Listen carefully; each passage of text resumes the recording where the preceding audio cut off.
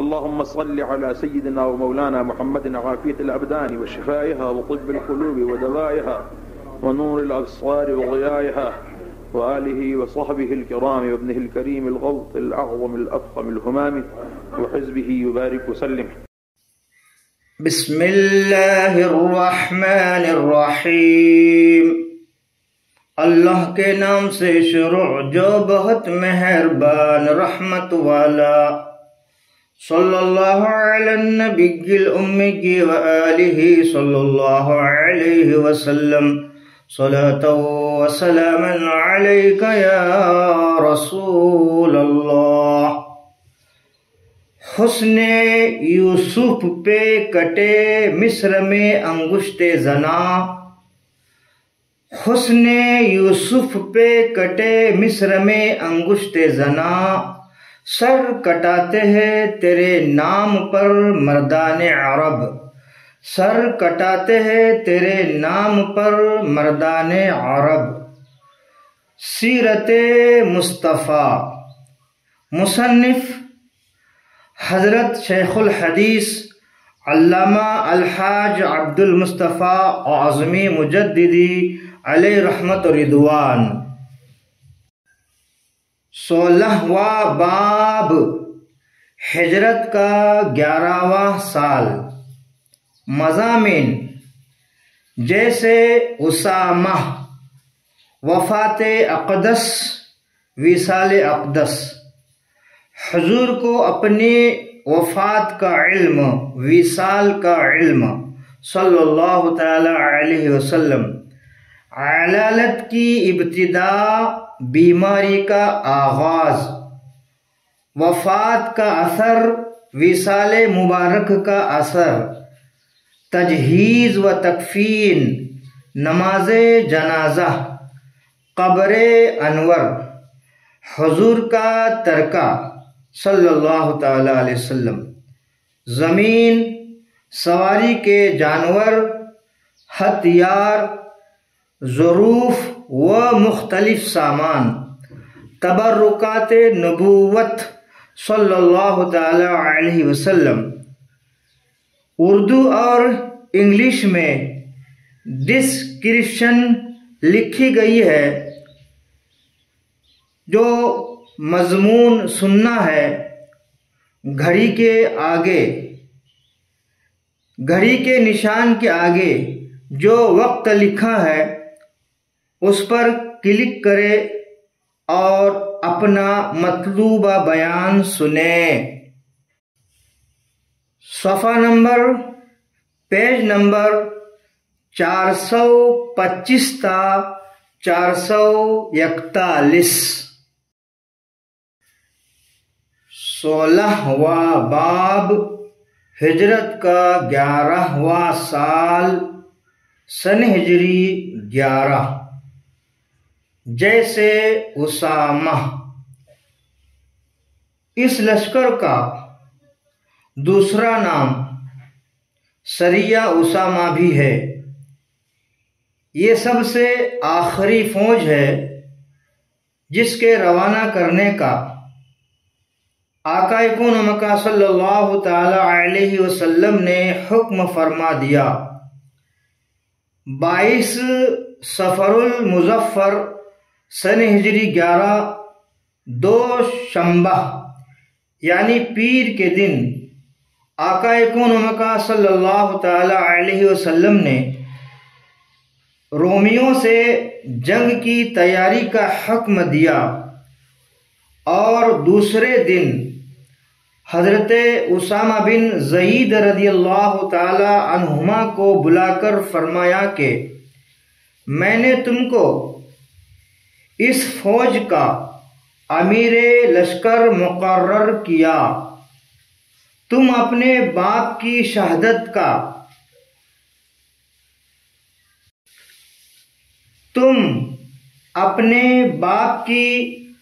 شہادت گاہ مقام ابنا میں جاؤ اور نہایت تیزی کے ساتھ سفر کر کے ان کفار پر اچانک حملہ کر دو تاکہ وہ لوگ جنگ کی تیاری نہ کر سکے، باوجود کہ مزاج اقدس ناساز تھا، مگر اسی حالت میں نبی کونین صلی اللہ تعالی علیہ وسلم نے خود اپنے دست مبارک سے، ہاتھ مبارک سے جھنڈا باندھا، اور یہ نشان اسلام حضرت اسامہ رضی اللہ تعالی عنہ کے ہاتھ میں دے کر ارشاد فرمایا: اغزو بسم اللہ وفی سبیل اللہ فقاتل من کفر باللہ،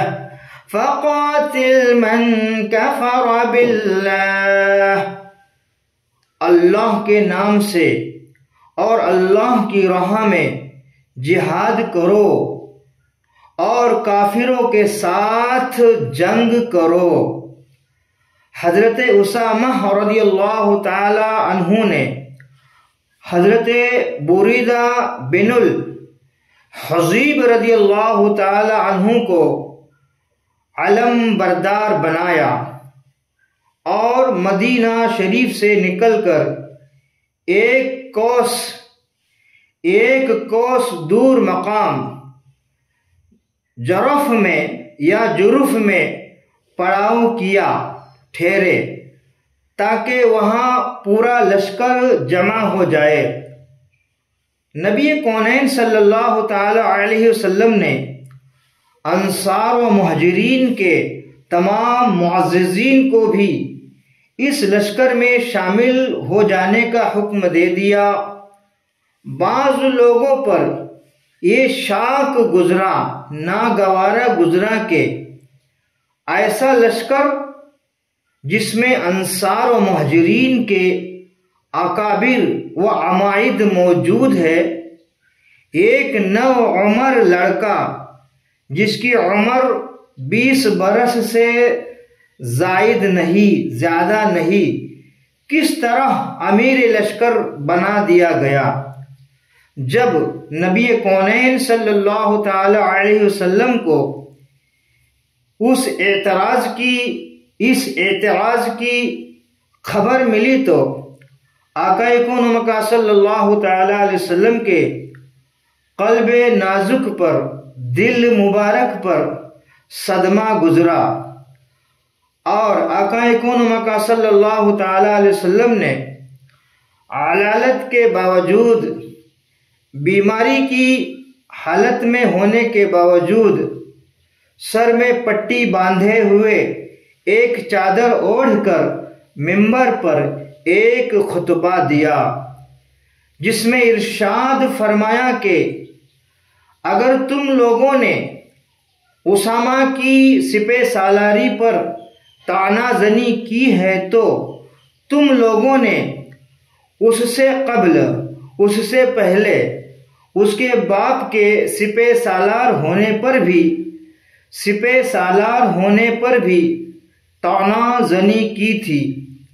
حالانکہ خدا کی قسم اس کا باپ زید بن حارثہ سپہ سالار ہونے کے لائق تھا، اور اس کے بعد اس کا بیٹا اسامہ بن زید بھی سپہ سالار ہونے کے قابل ہے، لائق ہے، اور یہ میرے نزدیک میرے محبوب ترین صحابہ میں سے ہے، جیسا کہ اس کا باپ میرے محبوب ترین اصحاب میں سے تھا۔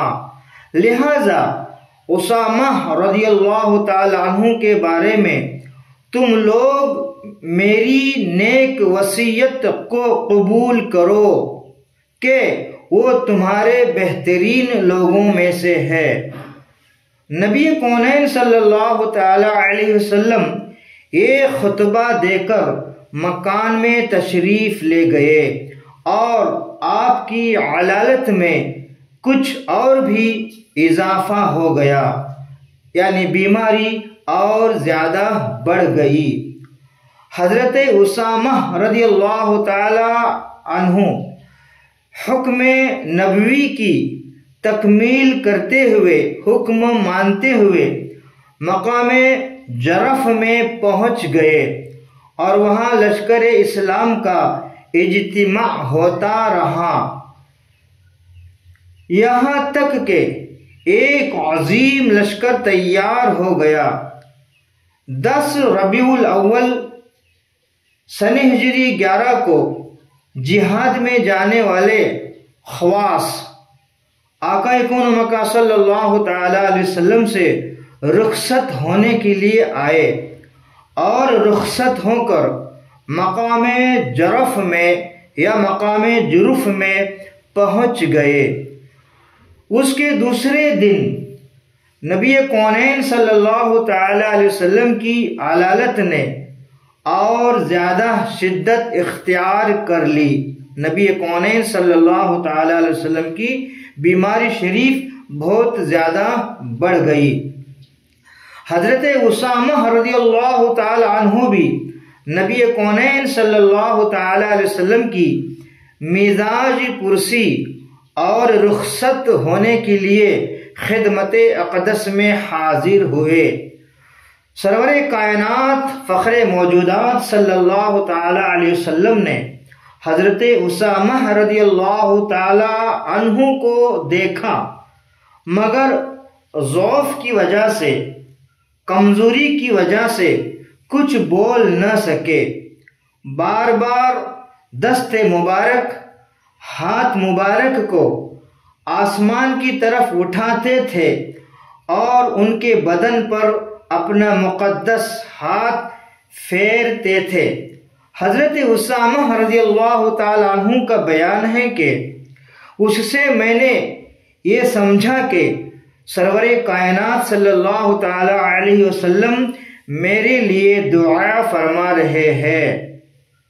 اس کے بعد حضرت اسامہ رضی اللہ تعالی عنہ رخصت ہو کر اپنی فوج میں تشریف لے گئے اور 12 ربیع الاول سن ہجری 11 کو کوچ کرنے کا اعلان بھی فرما دیا۔ اب سوار ہونے کے لیے تیاری کر ہی رہے تھے کہ ان کی والدہ حضرت ام ایمن رضی اللہ تعالی عنہا کا فرستادہ آدمی پہنچا کہ آقا کون مکہ صلی اللہ تعالی علیہ وسلم نزع کی حالت میں ہے۔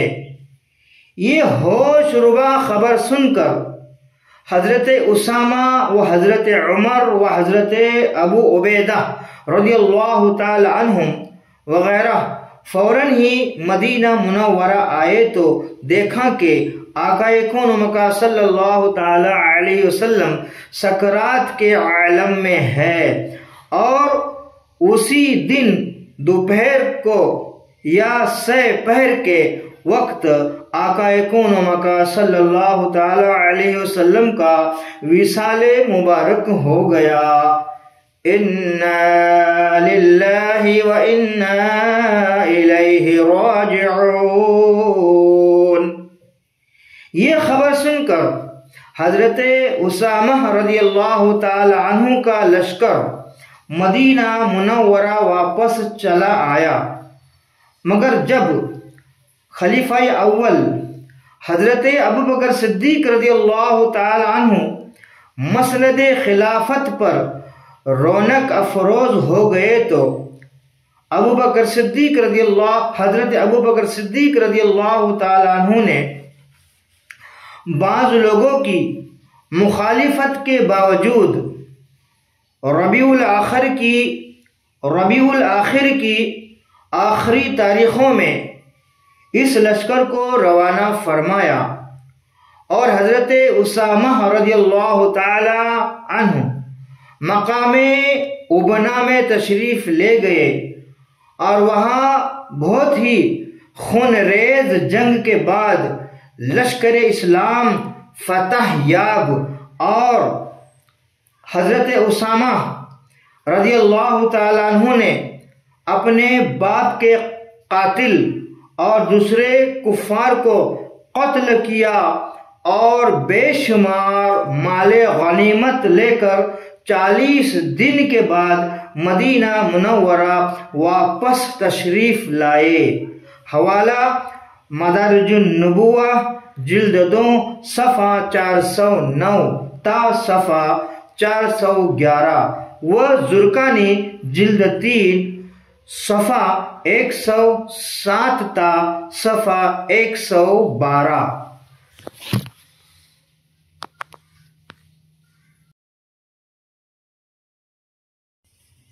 وفات اقدس وصال مبارک۔ حضور رحمت للعالمین صلی اللہ تعالی علیہ وسلم کا اس عالم میں تشریف لانا صرف اس لیے تھا کہ آپ خدا کے آخری اور قطعی پیغام یعنی دین اسلام کے احکام اس کے بندوں تک پہنچا دے اور خدا کی حجت تمام فرما دے۔ اس کام کو نبی کونین صلی اللہ تعالی علیہ وسلم نے کیوں کر انجام دیا اور اس میں نبی کونین صلی اللہ تعالی علیہ وسلم کو کتنی کامیابی حاصل ہوئی، اس کا اجمالی جواب یہ ہے کہ جب سے یہ دنیا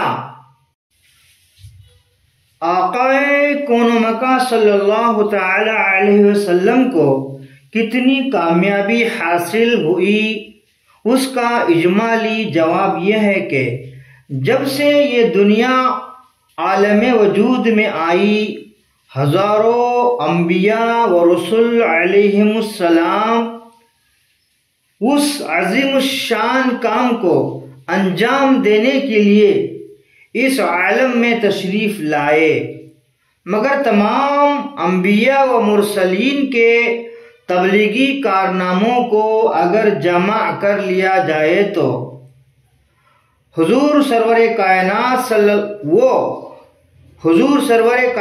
صلی اللہ تعالی علیہ وسلم کے تبلیغی شاہکاروں کے مقابلہ میں ایسے ہی نظر آئیں گے جیسے آفتاب عالمتاب کے مقابلہ میں ایک چراغ یا ایک صحرا کے مقابلہ میں ایک ذرہ یا ایک سمندر کے مقابلے میں ایک قطرہ۔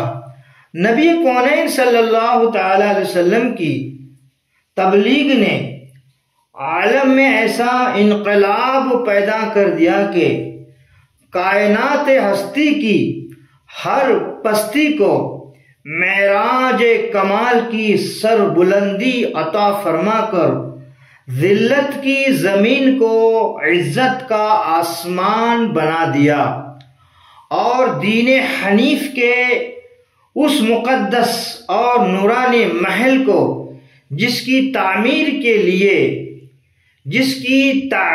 کے لیے حضرت آدم علیہ السلام سے لے کر حضرت عیسیٰ علیہ السلام تک تمام انبیاء و رسول معمار بنا کر بھیجے جاتے رہے۔ آقا کون و مکان صلی اللہ تعالی علیہ وسلم نے خاتم النبیین کی شان سے اس قصر ہدایت کو اس طرح مکمل فرما دیا کہ اللہ تعالی جل جلالہ نے اس پر الَّيَوْمَ أَكْمَلْتُ لَكُمْ دِينُكُمْ کی مہر لگا دی۔ آج میں نے تمہارے لیے تمہارا دین کامل کر دیا۔ سورۃ المائدہ آیت نمبر 3 ترجمہ کنز الایمان از مجدد اعظم اعلی حضرت علیہ رحمت و رضوان۔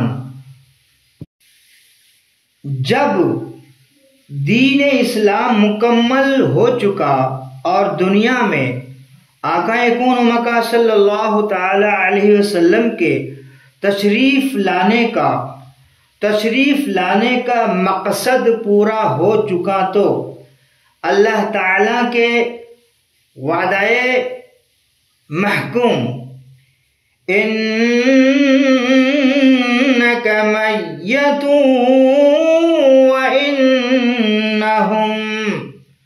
وانہم میتون،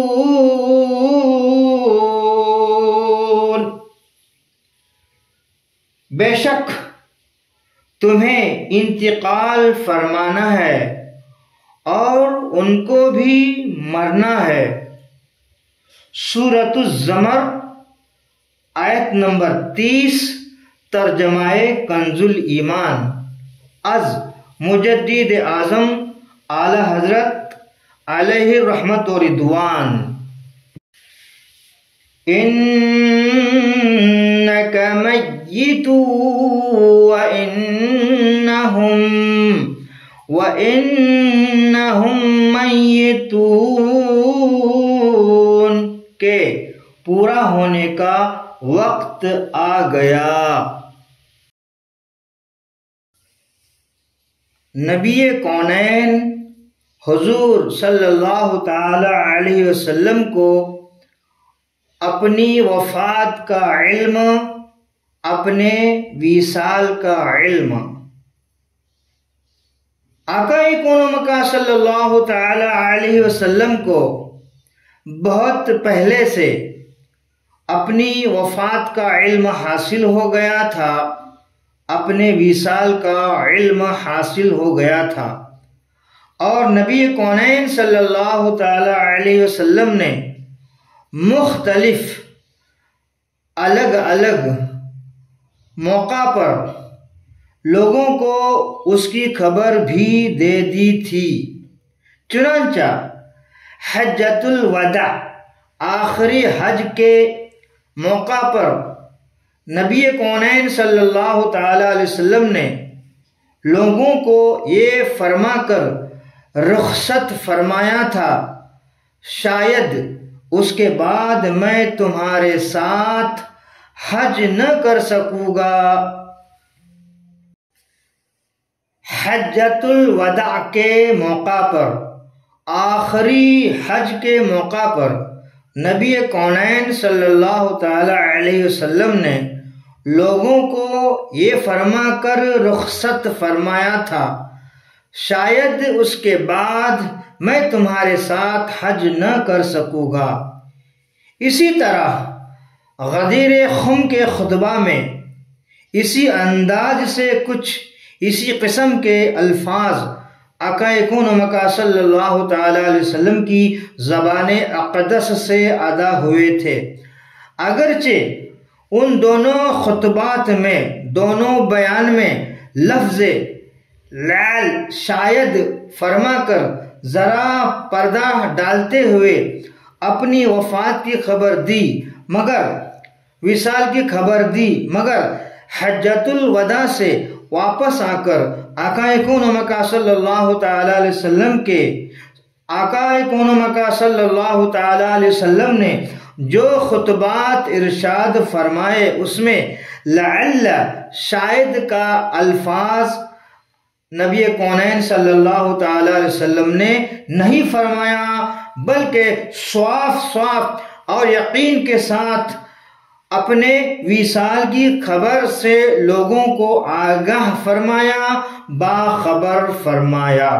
چنانچہ بخاری شریف میں حضرت عقبہ بن عامر رضی اللہ تعالی عنہ سے روایت ہے کہ ایک دن نبی کونین صلی اللہ تعالی علیہ وسلم گھر سے باہر تشریف لے گئے اور شہدائے احد کے شہیدوں کی قبروں پر اس طرح نماز پڑھی جیسے میت پر نماز پڑھی جاتی ہے، پھر پلٹ کر ممبر پر رونق افروز ہوئے، یعنی ممبر شریف پر سرکار بیٹھے اور ارشاد فرمایا کہ میں تمہارا پیش رو تم سے پہلے وفات پانے والا ہوں۔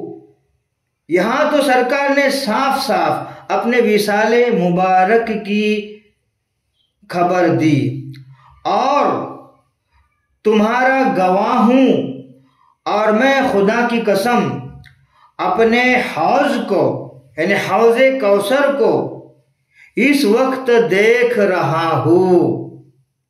حوالہ بخاری شریف، کتاب الحوض، جلد 2، صفحہ 975۔ اس حدیث میں انی فرط لکم فرمایا، یعنی میں اب تم لوگوں سے پہلے ہی وفات پا کر جا رہا ہوں، تاکہ وہاں جا کر تم لوگوں کے لیے حوض کوثر وغیرہ کا انتظام کروں۔ یہ بیان، یہ قصہ مرض وفات شروع ہونے سے پہلے کا ہے، یعنی آقا کون مکہ صلی اللہ تعالی علیہ وسلم کے بیمار ہونے سے پہلے کا ہے۔ لیکن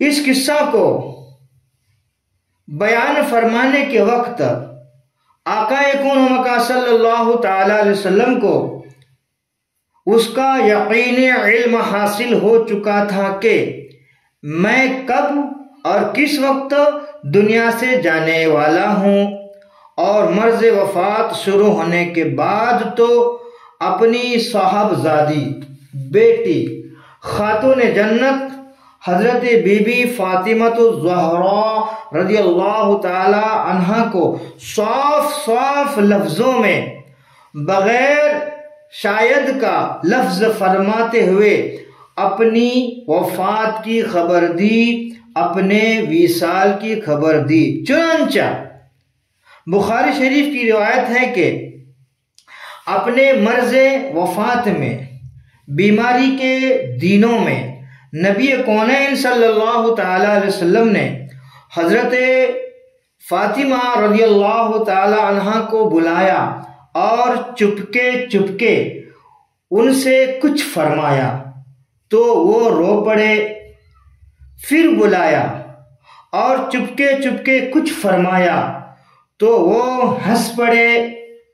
جب ازواج مطہرات بیویوں رضی اللہ تعالی عنہن نے اس کے بارے میں حضرت خاتون جنت بی بی فاطمہ رضی اللہ تعالی عنہا سے دریافت کیا، پوچھا، تو انہوں نے کہا کہ میرے باپ نبی کونین صلی اللہ تعالی علیہ وسلم نے آہستہ آہستہ مجھ سے فرمایا کہ میں اسی بیماری میں وصال فرماؤں گا، وفات پا جاؤں گا، تو میں رو پڑی۔ پھر چپکے چپکے مجھ سے فرمایا کہ میرے بعد میرے گھر والوں میں سے سب سے پہلے تم وفات پا کر میرے پیچھے آؤ گی، تو میں ہنس پڑی۔ حوالہ بخاری شریف، باب مرض النبی صلی اللہ تعالی علیہ وسلم، جلد 2، صفحہ 638۔ بہرحال نبی کونین صلی اللہ تعالی علیہ وسلم کو اپنی وفات سے پہلے، اپنے وصال سے پہلے، اپنی وفات کے وقت کا علم حاصل ہو چکا تھا۔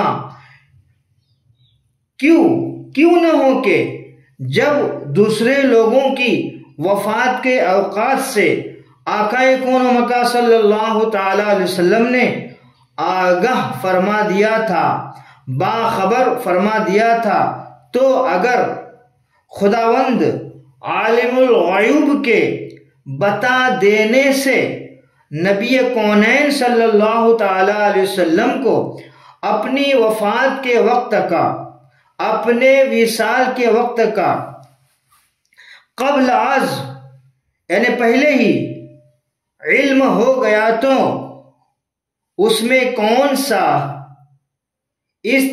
استبعاد نبی کونین صلی اللہ تعالی علیہ وسلم کو اپنے وصال کا علم وصال سے پہلے ہی ہو گیا تو اس میں کون سا استبعاد ہے، کون سا اس میں بعید ہے؟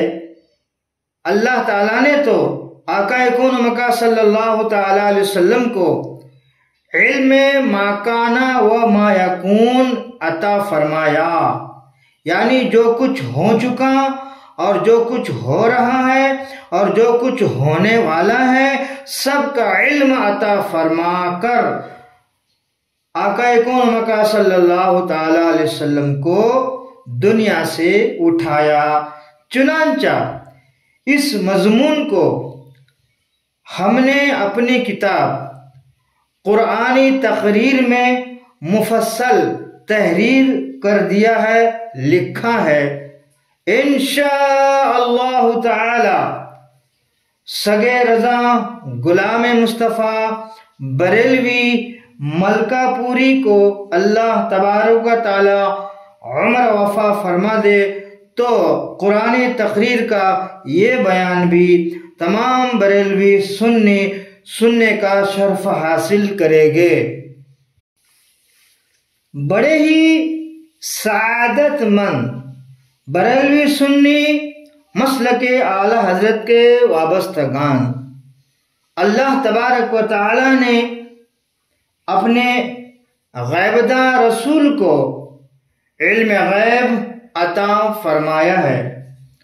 اگر ہم بڑی بڑی دلیلوں سے، بڑی بڑی کتابوں سے یہ نہ بتا سکے تو ہماری رہبری کے لیے اعلی حضرت عظیم البرکت کنز الکرامت جبل استقامت امام محمد رضا خان قادری بریلوی رضی اللہ تعالی عنہ کے یہ اشعار کافی ہے کہ اللہ تعالی نے اپنے نبی کو صلی اللہ تعالی علیہ وسلم علم غیب عطا فرمایا ہے۔ مجدد عرب و عجم، عالم اسلام، مصنف عرب و عجم، فاضل عرب و عجم، محقق عرب و عجم، محدث عرب و عجم اعلی حضرت رضی اللہ تعالیٰ عنہ فرماتے ہیں سارے عرش پر ہے تیری گزر، دل فرش پر ہے تیری نظر، ملکوت ملک میں کوئی شے نہیں وہ جو تجھ پہ آیا نہیں۔ خدا نے کیا تجھ کو آگاہ سب سے، خدا نے کیا تجھ کو آگاہ سب سے، دو عالم میں جو کچھ خفی و جلی ہے، دو عالم میں جو کچھ خفی و جلی ہے، اور کوئی غیب کیا تم سے نہا ہو بھلا، جب نہ خدا ہی چھپا تم پہ کروڑوں درود صلی اللہ تعالی علیہ وسلم۔ علالت کی ابتدا،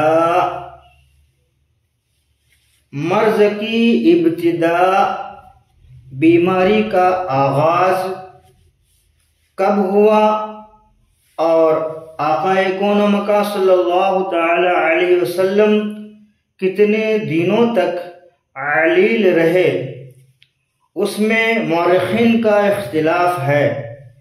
بہرحال 20 یا 22 صفر سن ہجری 11 کو آقا کون و مکان صلی اللہ تعالی علیہ وسلم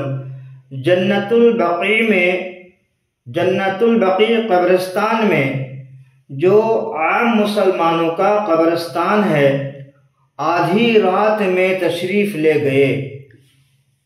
وہاں سے واپس تشریف لائے تو مزاج اقدس ناساز ہو گیا۔ یہ حضرت ام المؤمنین میمونہ رضی اللہ تعالی عنہا کی باری کا دن تھا۔ حوالہ مدارج النبوہ جلد 2 صفحہ 417 و زرقانی جلد 3 صفحہ 110۔ دوشنبہ کے دن، پیر کے دن، آقا کون و مکان صلی اللہ تعالی علیہ وسلم کی علالت بہت شدید ہو گئی۔ نبی کونین صلی اللہ تعالی علیہ وسلم کی خواہش پر تمام ازواج مطہرات رضی اللہ تعالی عنہن نے، بیویوں نے اجازت دے دی کہ یا رسول اللہ صلی اللہ تعالی علیہ وسلم، آپ حضرت بی بی عائشہ صدیقہ رضی اللہ تعالی عنہا کے یہاں قیام فرمائیے۔ چنانچہ حضرت عباس و حضرت علی رضی اللہ تعالی عنہما نے سہارا دے کر نبی کونین صلی اللہ تعالی علیہ وسلم کو حضرت بی بی عائشہ صدیقہ رضی اللہ تعالی عنہا کے حجرائے مبارک میں پہنچا دیا۔ جب تک طاقت رہی نبی کونین صلی اللہ تعالی علیہ وسلم خود مسجد نبوی میں نمازیں پڑھاتے رہے۔ جب کمزوری بہت زیادہ بڑھ گئی تو آقا کون و مکان صلی اللہ تعالی علیہ وسلم نے حکم دیا کہ حضرت ابوبکر صدیق رضی اللہ تعالی عنہ میرے مصلی پر امامت کرے۔ چنانچہ 17 نمازیں حضرت ابوبکر صدیق رضی اللہ تعالی عنہ نے پڑھائے۔ چنانچہ 17 نمازیں حضرت ابو بکر صدیق رضی اللہ تعالی عنہ نے پڑھائے۔ ایک دن ظہر کی نماز کے وقت مرض میں کچھ افاقہ محسوس ہوا تو نبی کونین صلی اللہ تعالی علیہ وسلم نے حکم دیا کہ 7 پانی کی مشکیں میرے اوپر ڈالی جائے۔ جب آقا کون و مکان صلی اللہ تعالی علیہ وسلم غسل فرما چکے تو حضرت عباس اور حضرت علی رضی اللہ تعالی عنہما آپ کا مقدس بازو تھام کر آپ کو مسجد میں لائے۔ حضرت ابوبکر صدیق رضی اللہ تعالی عنہ نماز پڑھا رہے تھے۔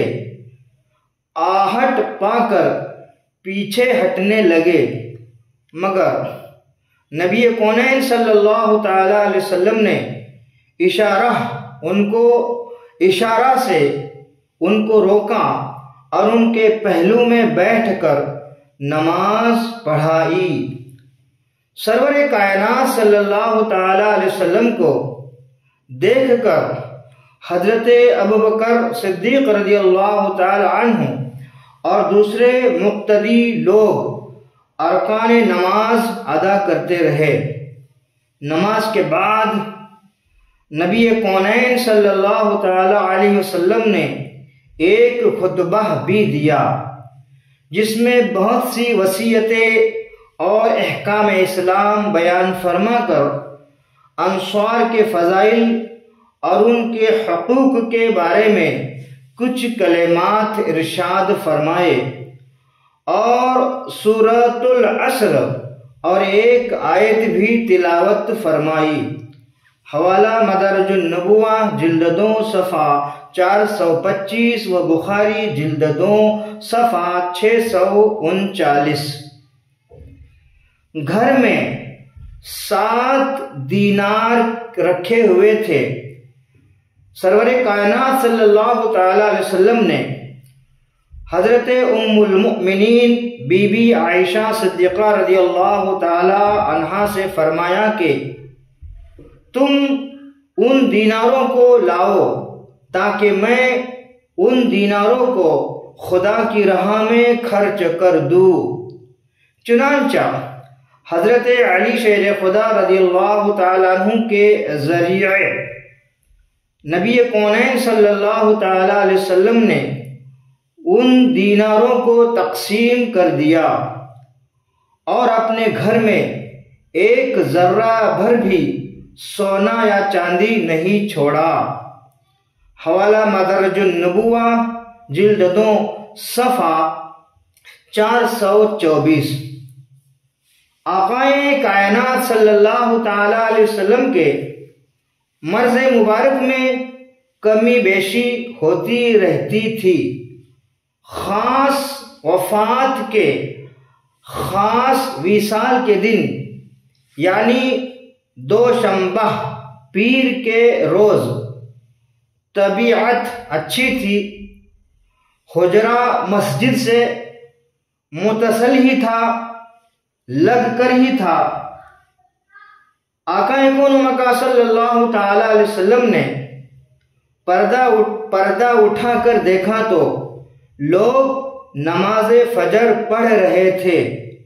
یہ دیکھ کر خوشی سے نبی کونین صلی اللہ تعالی علیہ وسلم ہنس پڑے۔ لوگوں نے سمجھا کہ آقا کون مکہ صلی اللہ تعالی علیہ وسلم مسجد میں آنا چاہتے ہیں۔ مارے خوشی کے تمام لوگ بے قابو ہو گئے، مگر سرور کائنات صلی اللہ تعالی علیہ وسلم نے اشارہ سے روکا اور حجرہ میں داخل ہو کر پردہ ڈال دیا۔ یہ سب آخری موقع تھا۔ صحابہ کرام رضی اللہ تعالی عنہم نے جمال نبوت کی زیارت کی۔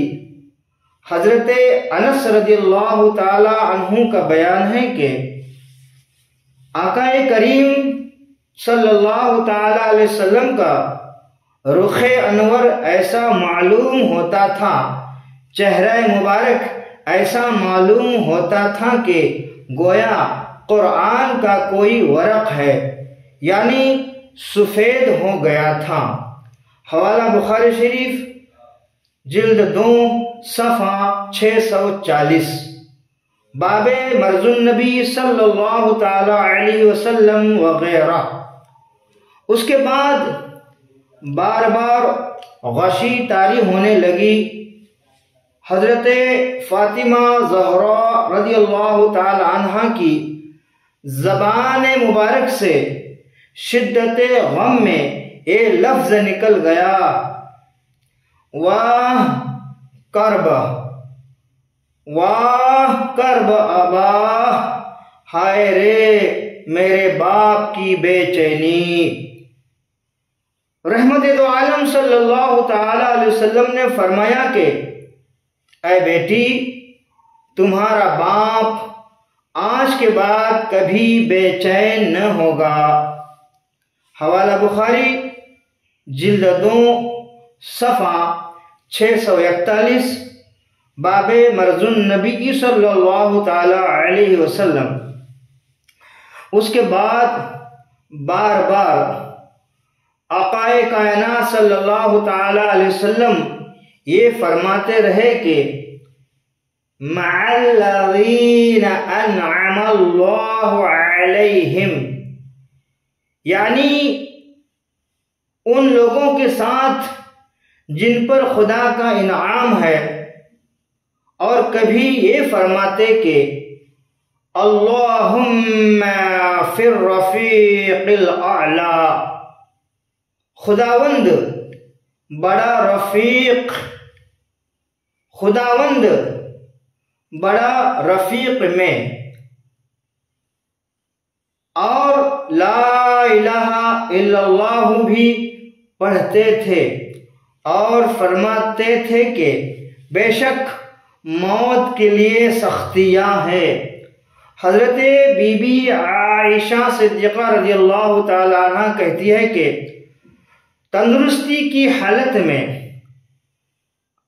میرے سرتاج آقا کائنات صلی اللہ تعالی علیہ وسلم اکثر فرمایا کرتے تھے کہ پیغمبروں کو اختیار دیا جاتا ہے کہ وہ خواہ وفات کو قبول کرے یا حیات دنیا کو، وہ خواہ وفات کو قبول کرے یا حیات دنیا کو۔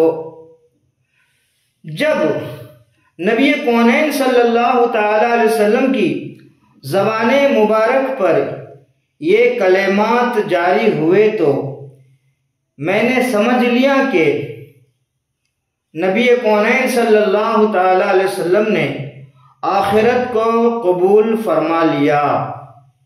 حوالہ بخاری شریف جلد 2 صفحہ 640 و صفحہ 641، باب آخر ما تکلم النبی صلی اللہ تعالی علیہ وسلم۔ وفات کے تھوڑی دیر پہلے، وصال کے تھوڑی دیر پہلے، ام المؤمنین حضرت عائشہ صدیقہ رضی اللہ تعالی عنہ کے بھائی عبد الرحمن بن ابو بکر رضی اللہ تعالی عنہ تازہ مسواک ہاتھ میں لیے حاضر ہوئے۔ سرور کائنات صلی اللہ تعالی علیہ وسلم نے ان کی طرف نظر جما کر دیکھا۔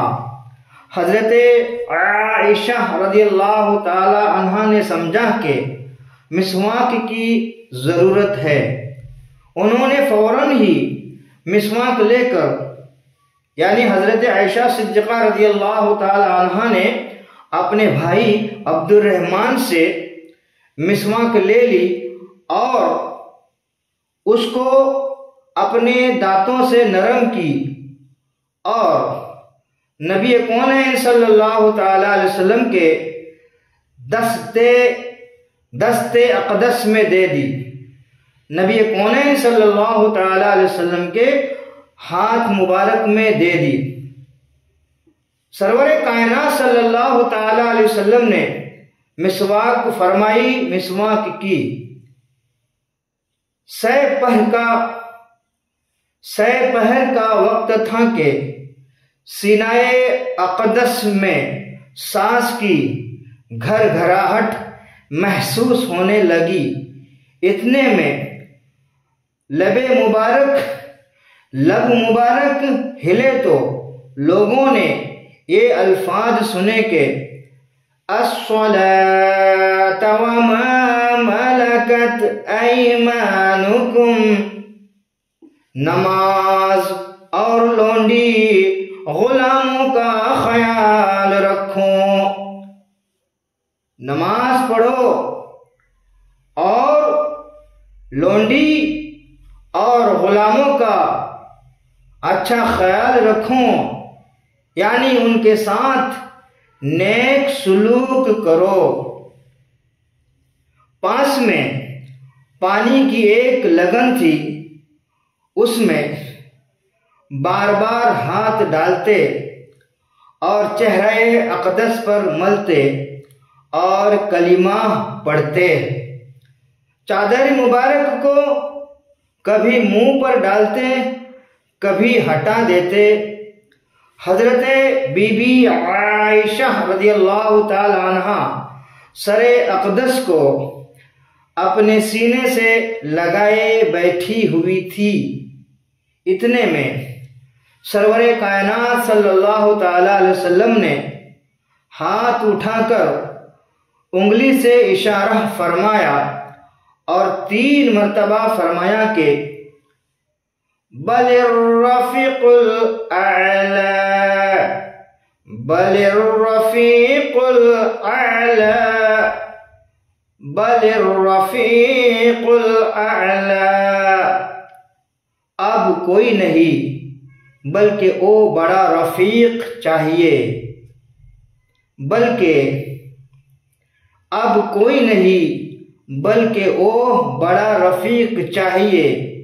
یہی الفاظ زبان اقدس پر تھے کہ ناگہاں مقدس ہاتھ مبارک لٹک گئے اور آنکھیں چھت کی طرف دیکھتے ہوئے کھلی کی کھلی رہیں، اور آقا کون مکہ صلی اللہ تعالی علیہ وسلم کی قدسی روح عالم قدس میں پہنچ گئی، یعنی نبی کونین صلی اللہ تعالی علیہ وسلم کا وصال مبارک ہو گیا۔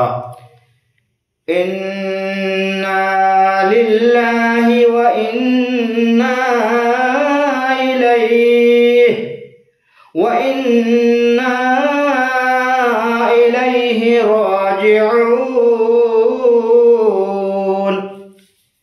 اللهم صل وسلم وبارك على سيدنا محمد وآله وأصحابه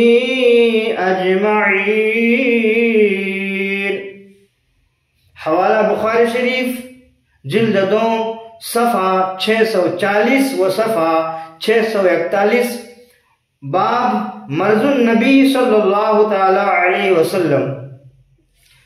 تاریخ وفات میں، وصال کی تاریخ میں مورخین کا بڑا اختلاف ہے، لیکن اس پر تمام علماء سیرت کا اتفاق ہے کہ 2 شنبہ کا دن، پیر کا دن اور ربیع الاول کا مہینہ تھا۔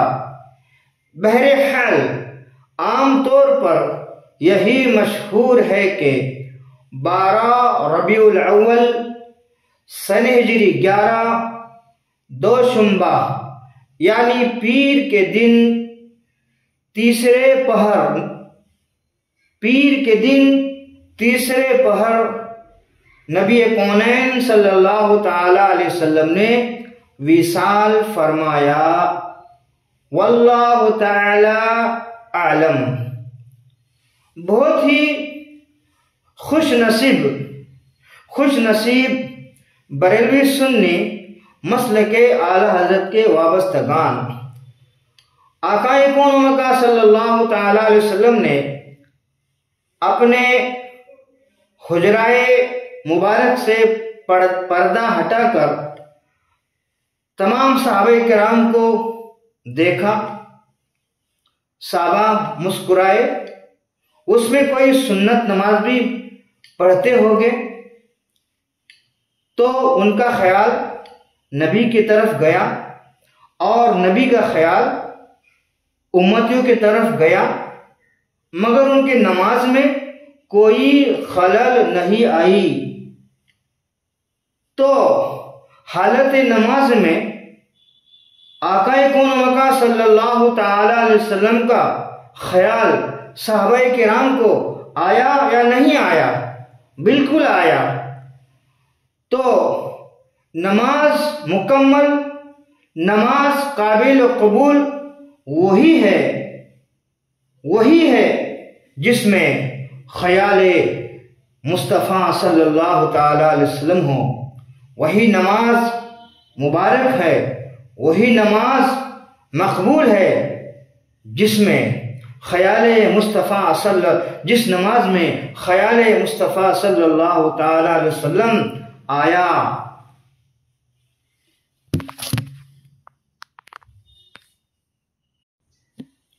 اور نبی کونین صلی اللہ تعالی علیہ وسلم نے اپنے وصال مبارک سے پہلے مسواک کو بھی پسند فرمایا، مسواک بھی کی۔ تو مسواک آقا کون و مکا صلی اللہ تعالی علیہ وسلم کو اتنی زیادہ پسند ہے اور اتنی یہ پسندیدہ سنت ہے کہ نبی کونین صلی اللہ تعالی علیہ وسلم نے وصال سے پہلے مسواک کی۔ تو ہم بریلوی سنی مسلک اعلی حضرت کے وابستگان آقا کون و مکا صلی اللہ تعالی علیہ وسلم کی مقدس سنت سمجھ کر اور اس سنت کی نیت سے مسواک کا اہتمام کرے۔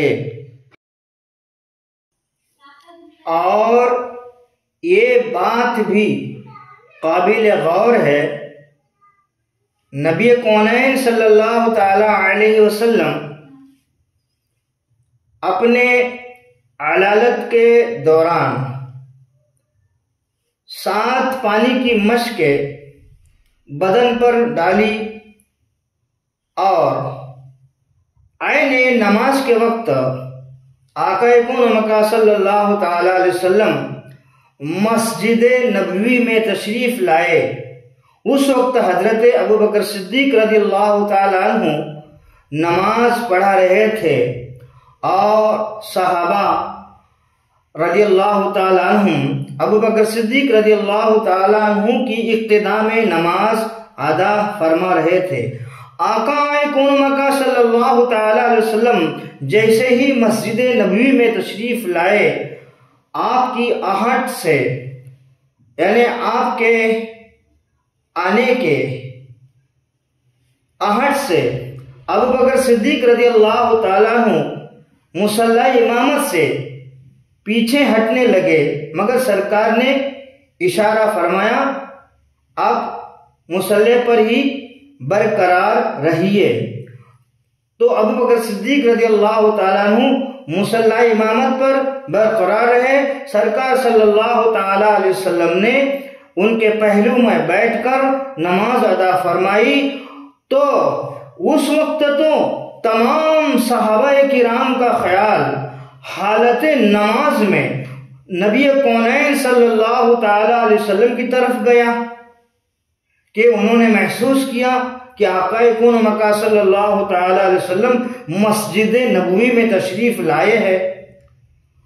تو اس وقت وہ امتیوں کا خیال، وہ امتیوں کے نماز میں نبی کا خیال آیا کہ نہیں آیا؟ تو اہل نماز میں تمام صحابہ کے حالت نماز میں تمام صحابہ کو حالت نماز میں نبی کونین صلی اللہ تعالی علیہ وسلم کا خیال آیا اور ان کی نماز مکمل ہو گئی۔ تو بریلوی سنی وہی نماز ہے جس میں ہر نماز میں نبی کونین صلی اللہ تعالی علیہ وسلم کا خیال آنا ہی چاہیے۔ التحیات للہ والصلوات والطیبات السلام علیک ایھا النبی۔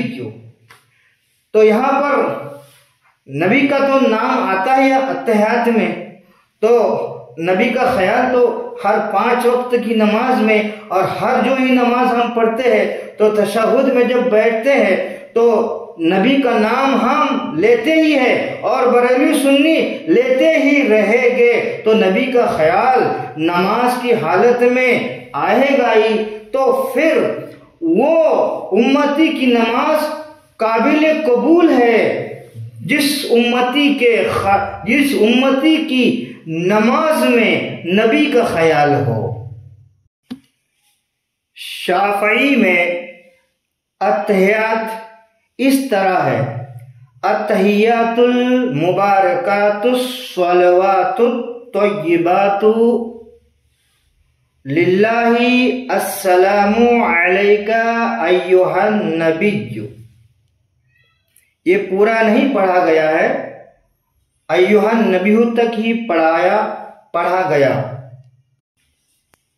کیونکہ یہ فقیر حقیر سگے رضا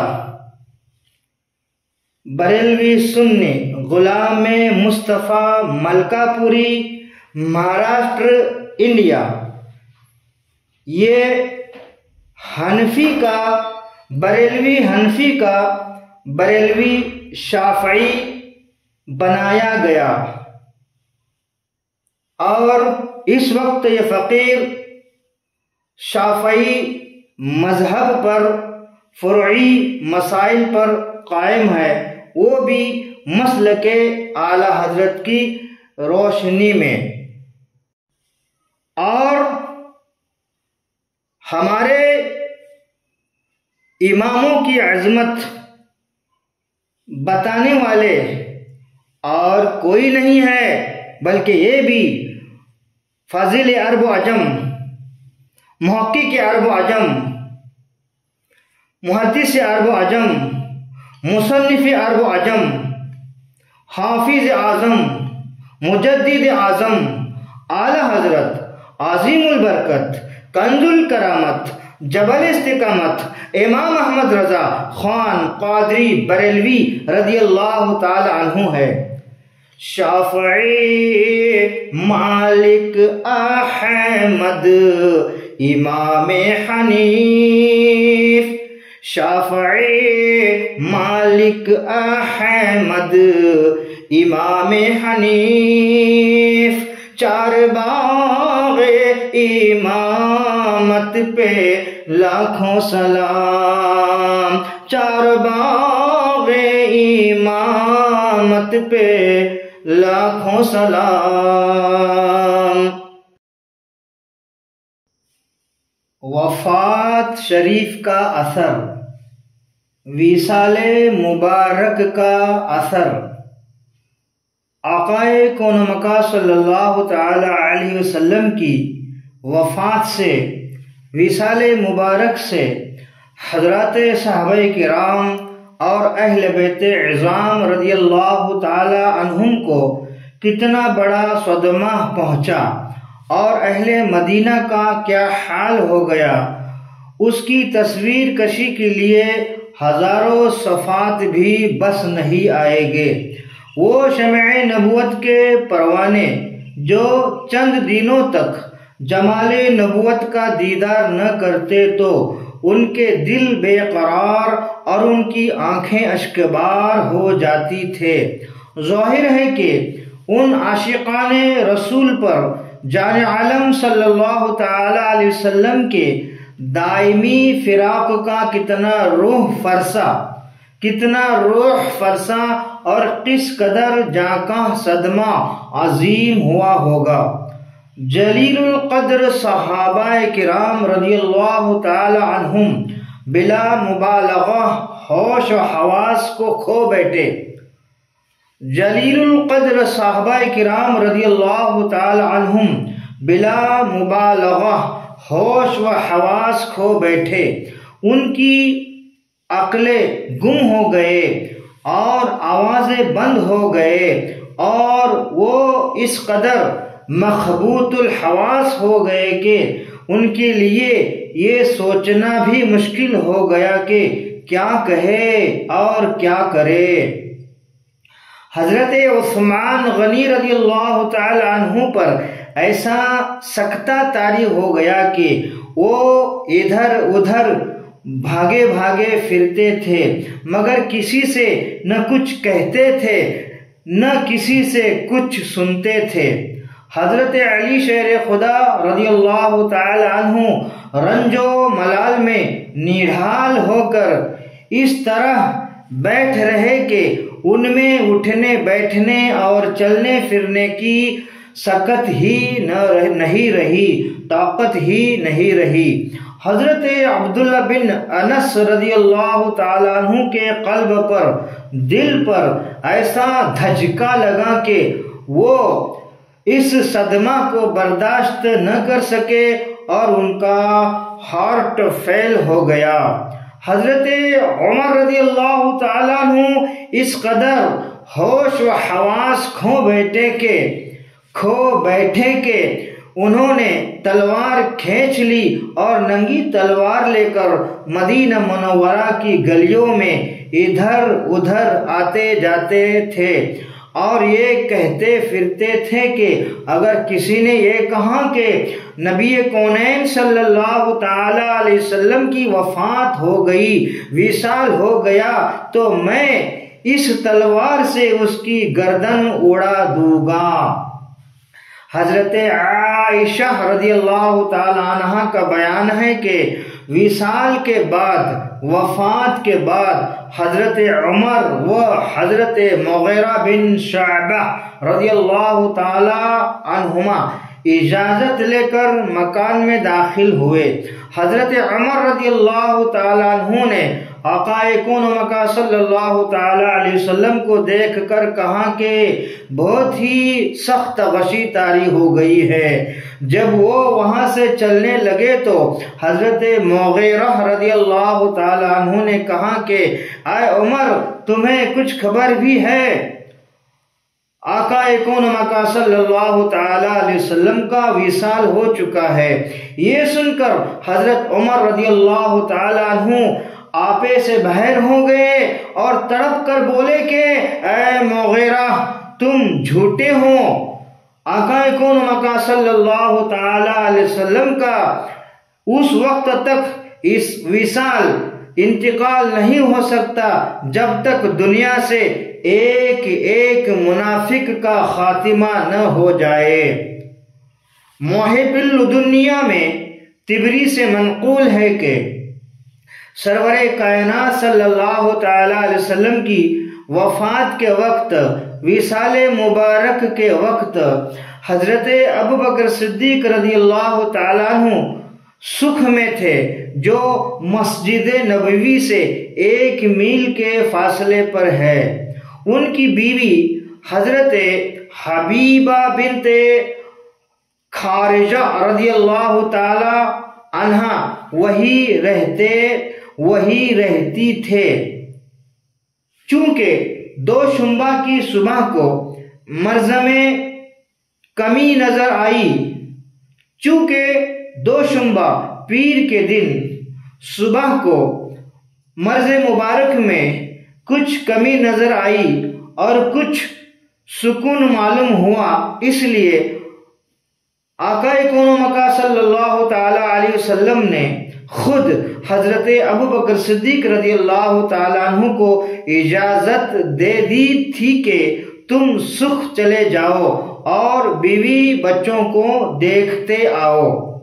بخاری شریف وغیرہ میں ہے کہ حضرت ابوبکر صدیق رضی اللہ تعالیٰ عنہ اپنے گھوڑے پر سوار ہو کر سکھ سے آئے اور کسی سے کوئی بات نہ کہی نہ سنی، سیدھے حضرت عائشہ صدیقہ رضی اللہ تعالی عنہ کے حجرے میں چلے گئے، حجرے مبارک میں چلے گئے اور آقا کون و مکان صلی اللہ تعالی علیہ وسلم کے رخ انور سے، چہرہ انور سے چادر ہٹا کر نبی کونین صلی اللہ تعالی علیہ وسلم پر جھکے اور آپ کی دونوں آنکھوں کے درمیان نہایت گرم جوشی کے ساتھ ایک بوسہ دیا اور کہا کہ آپ اپنی حیات اور وفات دونوں حالتوں میں پاکیزہ رہے۔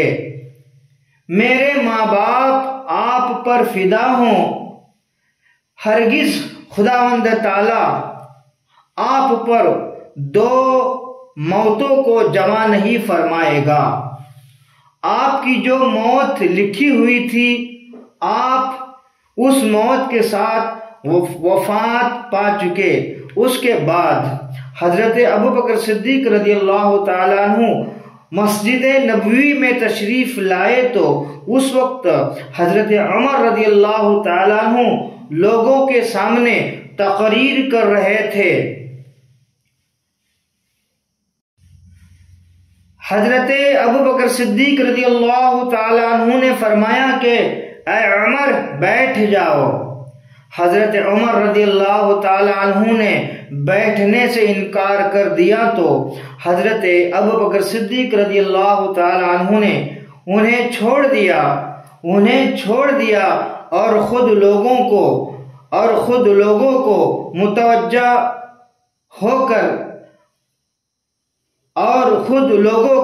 متوجہ کرنے کے لیے خطبہ دینا شروع کر دیا، بیان کرنا شروع کر دیا۔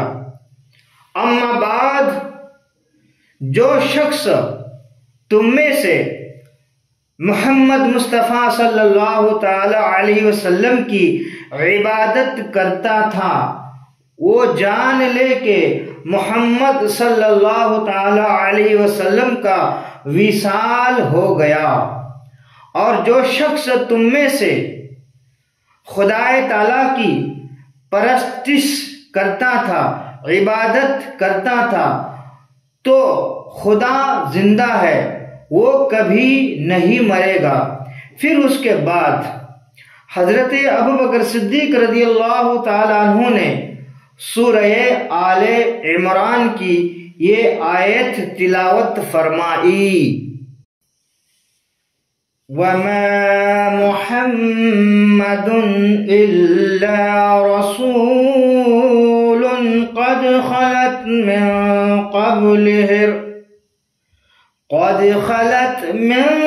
قَبْلِهِ الرُّسُلُ أَفَإِن مَّاتَ أَوْ قُتِلَ انقلبتم عَلَى أَعْقَابِكُمْ وَمَن ينقلب عَلَى عَقِبَيْهِ فَلَن يَضُرَّ اللَّهَ شَيْئًا وَسَيَجْزِي اللَّهُ الشَّاكِرِينَ۔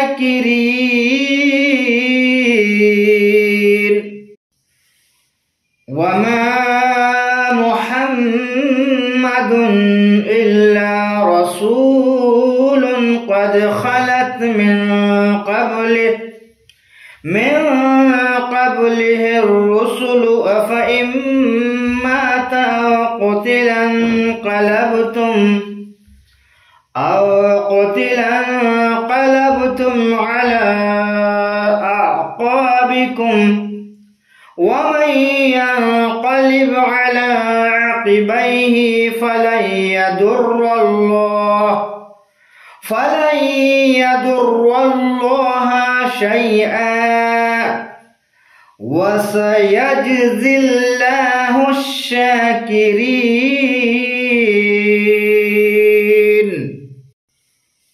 اور محمد تو ایک رسول، ان سے پہلے اور رسول ہو چکے، تو کیا اگر وہ انتقال فرمائے یا شہید ہو تو تم الٹے پاؤں پھر جاؤ گے؟ اور جو الٹے پاؤں پھرے گا اللہ کا کچھ نقصان نہ کرے گا، اور عن قریب اللہ شکر والوں کو صلح دے گا۔ سورہ آل عمران آیت نمبر 144، ترجمہ کنز الایمان از مجدد اعظم اعلی حضرت علیہ رحمت و رضوان۔ مصنف رحمت اللہ تعالی علیہ کا ترجمہ یہ ہے: اور محمد صلی اللہ تعالی علیہ وسلم تو ایک رسول ہے، ان سے پہلے بہت سے رسول ہو چکے، تو کیا اگر وہ انتقال فرما جائے یا شہید ہو جائے تو تم الٹے پاؤں پھر جاؤ گے؟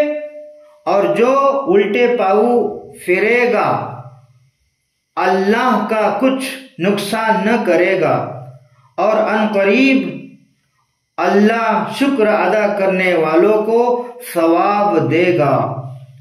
حضرت عبداللہ بن عباس رضی اللہ تعالی عنہما کہتے ہیں کہ حضرت ابوبکر صدیق رضی اللہ تعالی عنہ نے یہ آیت تلاوت کی تو معلوم ہوتا تھا کہ گویا کوئی اس آیت کو جانتا ہی نہ تھا۔ ان سے سن کر ہر شخص اسی آیت کو پڑھنے لگا۔ حوالہ بخاری جلد 1 صفحہ 166، باب دخول علی المیت و مدارج النبوہ جلد 2 صفحہ 433۔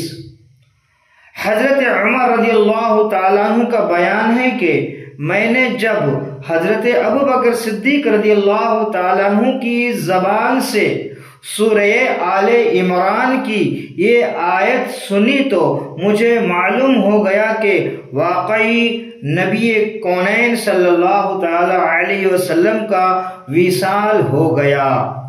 پھر حضرت عمر رضی اللہ تعالی عنہ اضطراب کی حالت میں ننگی شمشیر لے کر جو اعلان کرتے پھرتے تھے کہ آقا کون مکہ صلی اللہ تعالی علیہ وسلم کا وصال نہیں ہوا، اس سے رجوع کیا اور ان کے صاحبزادے بیٹے حضرت عبداللہ بن عمر رضی اللہ تعالیٰ عنہ کہتے ہیں کہ گویا ہم پر ایک پردہ پڑا ہوا تھا کہ اس آیت کی طرف ہمارا دھیان ہی نہیں گیا۔ حضرت ابوبکر صدیق رضی اللہ تعالیٰ عنہ کے خطبہ نے اس پردہ کو اٹھا دیا۔ حوالہ مدارج النبوہ جلد 2 صفحہ نمبر 434۔ بہت ہی خوش نصیب بریلوی سنی مسلک اعلی حضرت کے وابستگان، آپ اگر وصال نبی کونین صلی اللہ تعالی علیہ وسلم زیادہ تفصیل کے ساتھ سننا چاہتے ہو تو خطبات محرم تصنیف فقیہ ملت مفتی جلال الدین احمد امجدی علیہ رحمت و رضوان، اس کو اس فقیر نے مکمل پڑھا ہے اور اس کو رضوی بریلوی چینل میں اپلوڈ کیا ہے۔ بیان نمبر 3، وصال نبی اکرم صلی اللہ تعالی علیہ وسلم، تفصیل سے سننے کے لیے۔ تجہیز و تکفین، چونکہ آقا کون مکہ صلی اللہ تعالی علیہ وسلم نے وصیت فرما دی تھی کہ میری تجہیز و تکفین میرے اہل بیت اور اہل خاندان کرے، اس لیے یہ خدمت آقا کون مکہ صلی اللہ تعالی علیہ وسلم کے خاندان ہی کے لوگوں نے انجام دی۔ چنانچہ حضرت فضل بن عباس و حضرت قثم بن عباس و حضرت علی و حضرت عباس و حضرت اسامہ بن زید رضی اللہ تعالی عنہم نے مل جل کر آقا کون مکہ صلی اللہ تعالی علیہ وسلم کو غسل دیا اور ناف مبارک اور پلکوں مبارک پر جو پانی کے قطرات اور تری جمع تھی، حضرت علی شیر خدا رضی اللہ تعالی عنہ نے جوش محبت اور فرت عقیدت سے اس کو زبان سے چاٹ کر پی لیا۔ حوالہ مدارج النبوہ جلد 2 صفحہ نمبر 438۔ پیارے بریلوی سنی مسلک اعلی حضرت کے وابستگان، کیا حضرت علی شیر خدا رضی اللہ تعالی عنہ کو علم نہیں تھا؟ بے شک حضرت علی شیر خدا رضی اللہ تعالی عنہ باب العلم ہے، انا مدینۃ العلم ہے۔ تو کیا آقا کون مکہ صلی اللہ تعالی علیہ وسلم نے یہ فرمایا تھا کہ میرے ناف میں جو پانی رہے گا اور آنکھوں کے پلکوں پر جو پانی رہے گا اس کو آپ پی لینا، ایسا نبی کونین صلی اللہ تعالی علیہ وسلم نے حضرت علی شیر خدا رضی اللہ تعالی عنہ کو تو حکم نہیں دیا تھا، تو پھر حضرت علی شیر خدا رضی اللہ تعالی عنہ نے وہ ناف کا پانی مبارک اور پلکوں کا پانی مبارک جو پیا، کیا اس پر کسی وہابی، نجدی، تبلیغی، چکڑالوی اور قادیانی غیر مقلدین کا فتویٰ ہے کہ یہ بدعت ہے؟ حضرت علی شیر خدا رضی اللہ تعالیٰ عنہ نے بڑا بدعت کام کیا، ایسا تو کوئی نہیں کہے گا۔ تو یہ کام حضرت علی شیر خدا رضی اللہ تعالی عنہ نے کیا، یہ بہت نیا کام کیا حضرت علی شیر خدا رضی اللہ تعالی عنہ نے۔ کون سا کام؟ جو نبی کونین صلی اللہ تعالی علیہ وسلم کو غسل دیتے وقت جو ناف میں پانی جمع تھا اور آنکھوں مبارک کے پلکوں پر پانی جمع ہو چکا تھا، اس کو حضرت علی شیر خدا رضی اللہ تعالی عنہ نے جوش محبت اور فرتے عقیدت سے زبان مبارک سے چاٹ کر پی لیا۔ تو یہ کوئی بدعت اور شرک کا کام نہیں، بلکہ جائز اور بالکل جائز کام مولا کائنات رضی اللہ تعالی عنہ نے کیا، اور بہت نیا کام کیا، بہت ہی نیا کام کیا، اور ثواب سمجھ کر کیا۔ اے وہابیوں، غیر مقلدیوں، نجدیوں، بدعات سیاح کے سارے کام تم کرتے ہو، اور بدعات حسنہ کے سارے کام ہم بریلوی سنی کرتے ہیں۔ ہم جتنے بھی کام کرتے ہیں وہ سب بدعات حسنہ ہے، اس پر ہم کو ثواب ملے گا، اور تم جتنے کام کرتے ہو وہاں بھی ہو وہ سب کے سب بدعات سیاح ہے اور جہنم میں لے جانے والے کام ہے۔ حضرت علی شیر خدا رضی اللہ تعالی عنہ نے جوش محبت اور فرتے عقیدت سے ناف مبارک اور پلکوں مبارک کا پانی اپنی زبان سے چاٹ کر پی لیا۔ اس کا حوالہ ہے مدارج النبوہ جلد 2 صفحہ 438 و صفحہ 439۔ غسل کے بعد 3 سوتی کپڑوں کا جو سہول گاؤں کے بنے ہوئے تھے کفن بنایا گیا، ان میں قمیص و امامہ نہ تھا۔ حوالہ بخاری شریف جلد 1 صفحہ 169۔ نماز جنازہ تیار ہوا تو لوگ نماز جنازہ کے لیے ٹوٹ پڑے۔ پہلے مردوں نے، پھر عورتوں نے، پھر بچوں نے نماز جنازہ پڑھی۔ جنازہ مبارکہ حجرہ مقدسہ کے اندر ہی تھا۔ باری باری سے تھوڑے تھوڑے لوگ اندر جاتے تھے اور نماز پڑھ کر چلے آتے تھے، لیکن کوئی امام نہ تھا۔ حوالہ مدارج النبوہ جلد 2 صفحہ 240 و ابن ماجہ صفحہ 118 باب ذکر وفاتہ۔ قبر انور، مزار مبارک۔ حضرت ابو طلحہ انصاری رضی اللہ تعالی عنہ نے قبر شریف تیار کی جو بغلی تھی، جس میں اطہر کو حضرت علی و حضرت فضل بن عباس و حضرت عباس و حضرت قسم بن عباس رضی اللہ تعالی عنہم نے قبر منور میں اتارا۔ حوالہ مدارج النبوہ جلد 2 صفحہ 442۔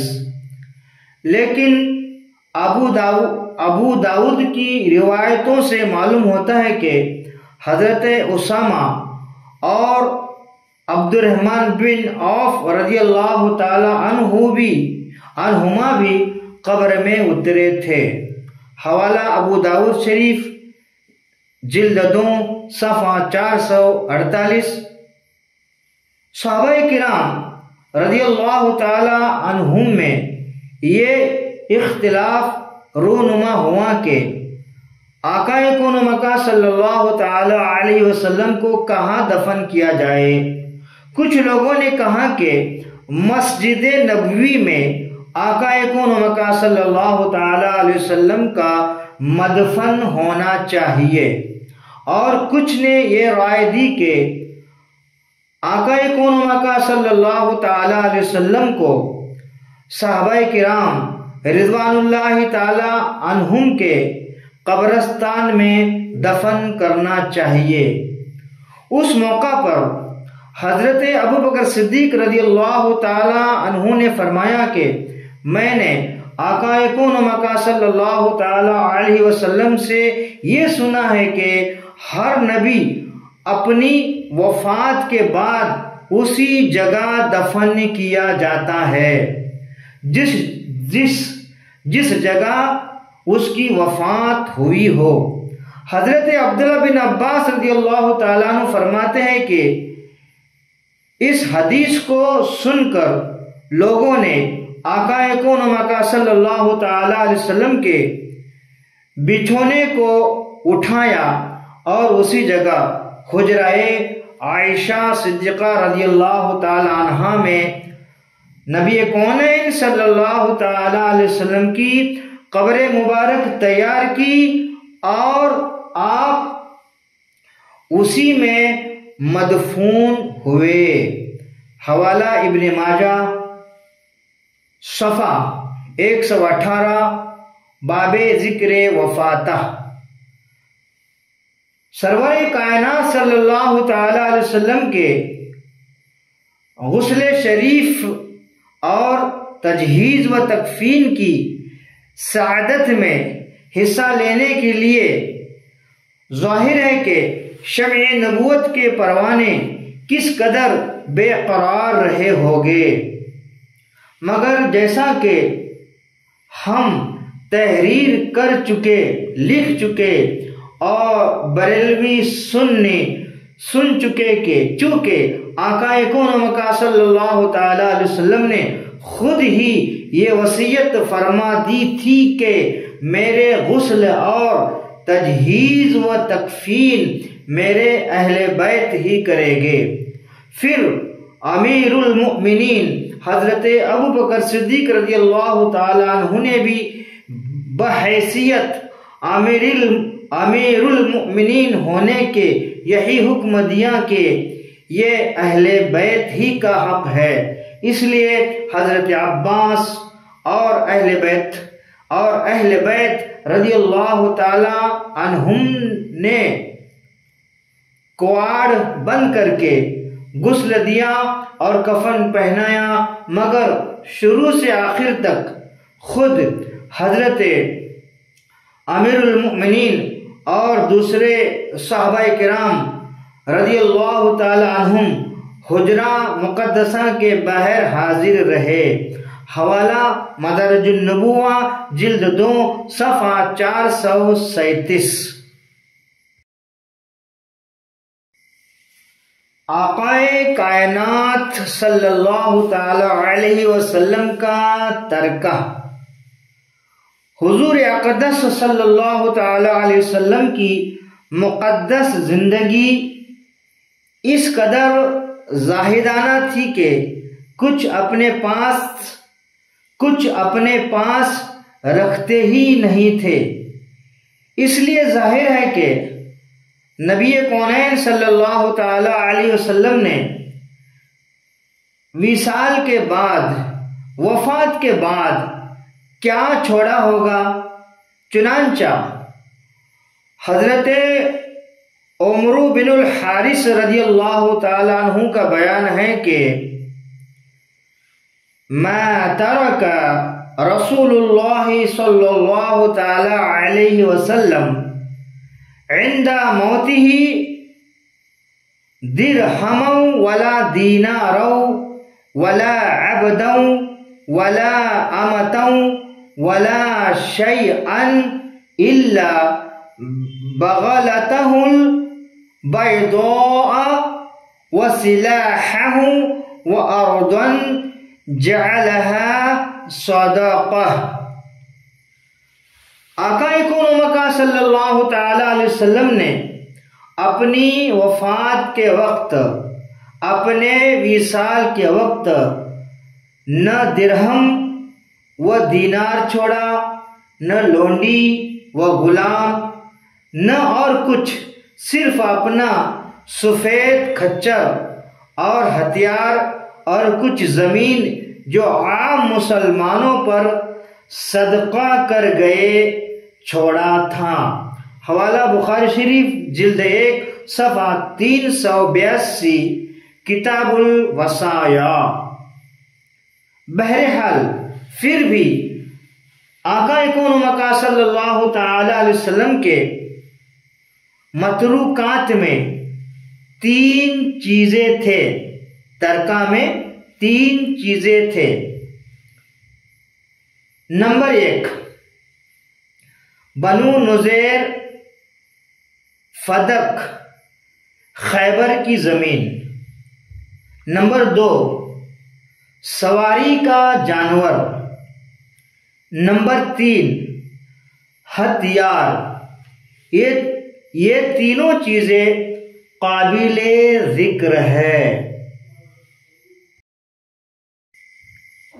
زمین، بنو نذیر فدق خیبر کی زمینوں کے باغات وغیرہ کی آمدنیاں آقا کون مکہ صلی اللہ تعالی علیہ وسلم اپنے اور اپنی ازواج مطہرات رضی اللہ تعالی عنہن کے سال بھر کے اخراجات اور فقراء و مساکین اور عام مسلمانوں کی حاجات میں صرف فرماتے تھے۔ مدارج النبوہ جلد 2 صفحہ 445 و ابو داود جلد 2 صفحہ 412۔ سرور کائنات صلی اللہ تعالی علیہ وسلم کے بعد، یعنی وصال فرمانے کے بعد، حضرت عباس اور حضرت فاطمہ رضی اللہ تعالی عنہما اور بعض ازواج مطہرات رضی اللہ تعالی عنہن چاہتی تھے کہ ان جائیدادوں کو میراث کے طور پر وارثوں کے درمیان تقسیم ہو جانا چاہیے۔ چنانچہ خلیفہ اول امیر المؤمنین حضرت ابو بکر صدیق رضی اللہ تعالیٰ عنہ کے سامنے ان لوگوں نے اس کی درخواست پیش کی، مگر خلیفہ اول ابو بکر صدیق اور حضرت عمر وغیرہ اور اکابر صحابہ، بڑے صحابہ رضی اللہ تعالی عنہم نے ان لوگوں کو یہ حدیث سنا دی کہ لا نورث ما ترکنا صدقہ، ہم انبیاء کا کوئی وارث نہیں ہوتا، ہم نے جو کچھ چھوڑا وہ مسلمانوں پر صدقہ ہے۔ حوالہ ابو داود جلد 2 صفحہ 413 و بخاری جلد 1 صفحہ 436۔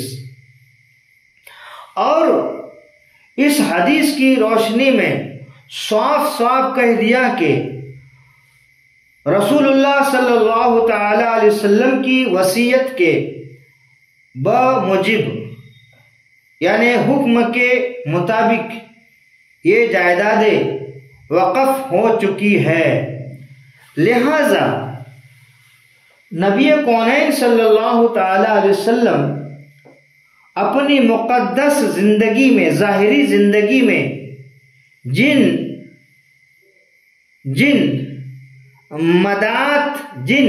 مدعات و مصارف میں ان کی آمدنیاں خرچ فرمایا کرتے تھے، اس میں کوئی تبدیلی نہیں کی جا سکتی۔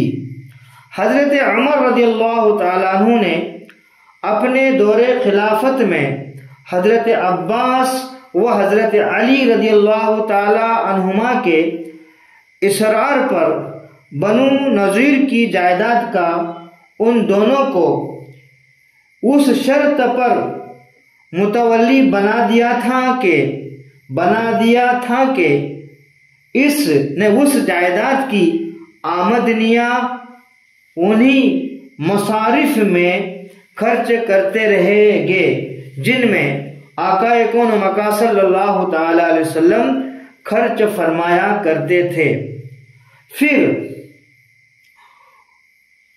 ان دونوں میں کچھ ان بن ہو گئی اور ان دونوں حضرات نے یہ خواہش ظاہر کی کہ بنو نذیر کی جائیداد تقسیم کر کے آدھی حضرت عباس رضی اللہ تعالیٰ عنہ کی تولیت میں دے دی جائے اور آدھی کے متولی حضرت علی شیر خدا رضی اللہ تعالیٰ عنہ رہے، مگر حضرت عمر رضی اللہ تعالیٰ عنہ نے اس درخواست کو نامنظور فرما دیا۔ حوالہ ابو داود جلد 2 صفحہ 413، بابی فی وصایا رسول اللہ صلی اللہ تعالی علیہ وسلم، وہ بخاری جلد 1 صفحہ 436۔ لیکن خیبر اور فدق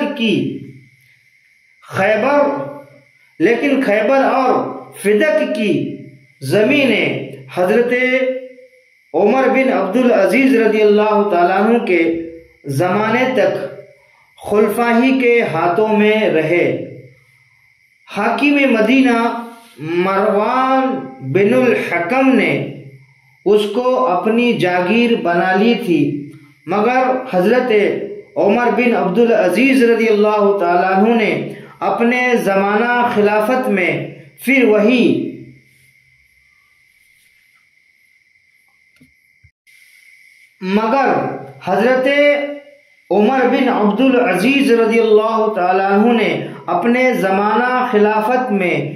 وہی عمل در آمد جاری کر دیا جو حضرت ابوبکر و عمر رضی اللہ تعالیٰ عنہ کے دور خلافت میں تھا۔ حوالہ ابو داود جلد 2 صفحہ 417۔ خلاصہ یہ کہ حضرت عمر بن عبدالعزیز رضی اللہ تعالیٰ عنہ نے اسی قانون پر عمل کیا جو قانون حضرت ابوبکر صدیق و حضرت عمر فاروق اعظم رضی اللہ تعالی عنہما نے نافذ کیا تھا اپنے دور خلافت میں۔ سواری کے جانور زرقانی علی الموہب وغیرہ میں لکھا ہوا ہے کہ نبی کونین صلی اللہ تعالی علیہ وسلم کی ملکیت میں 7 گھوڑے، 5 کھچر، 3 گدھے، 2 اونٹنیاں تھے۔ زرقانی جلد 3 صفحہ 386۔ لیکن اس میں یہ تشریح نہیں ہے کہ بوقت وصال ان میں سے کتنے جانور موجود تھے، کیونکہ آقا کون مکہ صلی اللہ تعالی علیہ وسلم اپنے جانور دوسروں کو عطا فرماتے رہتے تھے، کچھ نئے خریدتے، کچھ ہدیہ اور کچھ نذرانوں میں ملتے بھی رہے۔ بہرحال روایات صحیحہ سے معلوم ہوتا ہے کہ وفات اقدس کے وقت، وصال مبارک کے وقت جو سواری کے جانور موجود تھے ان میں ایک گھوڑا تھا جس کا نام لحیف تھا، ایک سفید کھچر تھا جس کا نام دلدل تھا۔ یہ بہت ہی عمر دراز ہوا۔ حضرت امیر معاویہ رضی اللہ تعالیٰ عنہ کے زمانے تک زندہ رہا۔ اتنا بوڑھا ہو گیا تھا کہ اس کے تمام دانت گر گئے تھے اور آخر میں اندھا بھی ہو گیا تھا۔ ابن عساکر کی تاریخ میں ہے کہ حضرت علی رضی اللہ تعالیٰ عنہ بھی جنگ خوارج میں اس پر سوار ہوئے تھے۔ ایک عربی گدھا تھا جس کا نام عفیر یا غفیر تھا، ایک اونٹنی تھی جس کا نام عذبہ و قصوہ تھا۔ یہ وہی اونٹنی تھی جس کو بوقت ہجرت آقا کون مکہ صلی اللہ تعالی علیہ وسلم نے خلیفہ اول حضرت ابوبکر صدیق رضی اللہ تعالیٰ عنہ سے خریدا تھا۔ اس اونٹنی پر آقا کون مکہ صلی اللہ تعالی علیہ وسلم نے ہجرت فرمائی اور اس کی پشت پر، اس کی پیٹھ پر حجۃ الوداع میں نبی کونین صلی اللہ تعالی علیہ وسلم نے عرفات و مینا کا خطبہ پڑھا تھا۔ واللہ تعالی اعلم۔ ہتھیار، چونکہ جہاد کی ضرورت ہر وقت درپیش رہتی تھی، اس لیے نبی کونین صلی اللہ تعالی علیہ وسلم کے اسلحہ خانہ میں 9 یا 10 تلواریں، 7 لوہے کی زریں، 6 کمانیں، 1 تیر دان، 1 ڈھال، 5 برچھیاں،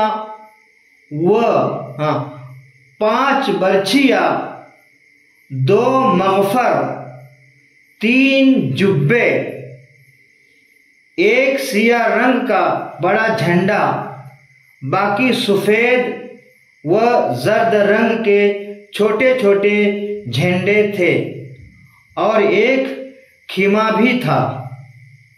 ہتھیاروں میں تلواروں کے بارے میں حضرت شیخ عبدالحق محدث دہلوی رحمت اللہ تعالی علیہ نے تحریر فرمایا کہ لکھا کہ مجھے اس کا علم نہیں کہ یہ سب تلواریں بیک وقت جمع تھے یا مختلف اوقات میں الگ الگ وقتوں میں آقا کون مکہ صلی اللہ تعالی علیہ وسلم کے پاس رہے۔ حوالہ مدارج النبوہ جلد 3 صفحہ 595۔ ظروف و مختلف سامان، ظروف اور برتنوں میں کئی پیالے تھے، ایک شیشہ کا پیالہ بھی تھا، ایک پیالہ لکڑی کا تھا جو پھٹ گیا تھا، تو حضرت انس رضی اللہ تعالیٰ عنہ نے اس کے شگاف کو بند کرنے کے لیے ایک چاندی کی زنجیر سے اس کو جکڑ دیا تھا۔ حوالہ بخاری شریف جلد 1 صفحہ 438۔ چمڑے کا ایک ڈول ایک پرانی مشق، ایک پتھر کا تغار، ایک بڑا سا پیالہ جس کا نام السعا تھا، ایک چمڑے کا تھیلا جس میں آقا کون و مکان صلی اللہ تعالی علیہ وسلم آئینہ، قینچی اور مسواک رکھتے تھے، ایک کنگھی، ایک سرمدانی، ایک بہت بڑا پیالہ جس کا نام الغراہ تھا، صاع اور مد،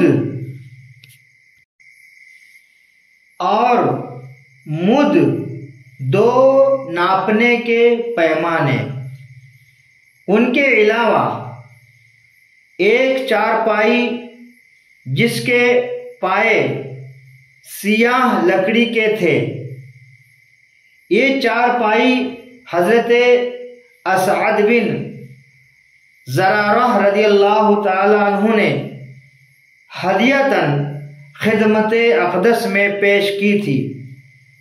بچھونا اور تکیہ چمڑے کا تھا جس میں کھجور کی چھال بھری ہوئی تھی،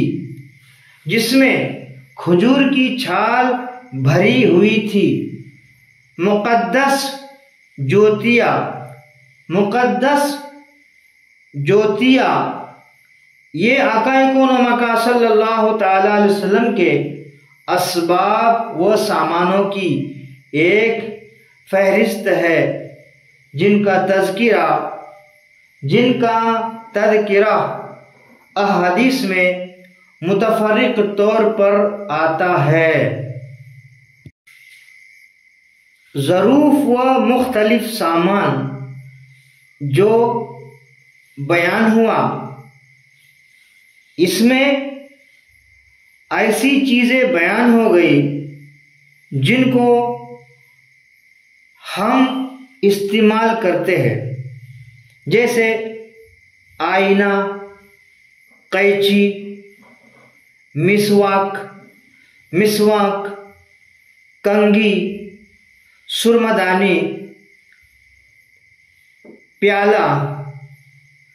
تو یہ ساری چیزیں ہم جب استعمال کریں تو اس نیت سے کریں کہ یہ نبی کون صلی اللہ تعالی علیہ وسلم کی سنت ہے، تو سنتوں پر عمل کرنے کا ہمارے اندر ایک جذبہ پیدا ہو جائے گا، اور سنت سمجھ کر یہ کام ہم لوگ کریں گے تو ان سارے کاموں میں ہمارے لیے ثواب ہی ثواب ہے، بھلا ہی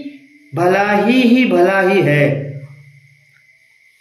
اللہ تبارک و تعالی ہم تمام بریلوی سنی مسلک اعلی حضرت کے وابستگان کو آقا کون و مکان صلی اللہ تعالی علیہ وسلم کی سنتوں پر عمل کرنے کی توفیق عطا فرمائے، آمین آمین، بجاہ نبی الامین صلی اللہ تعالی علیہ وسلم۔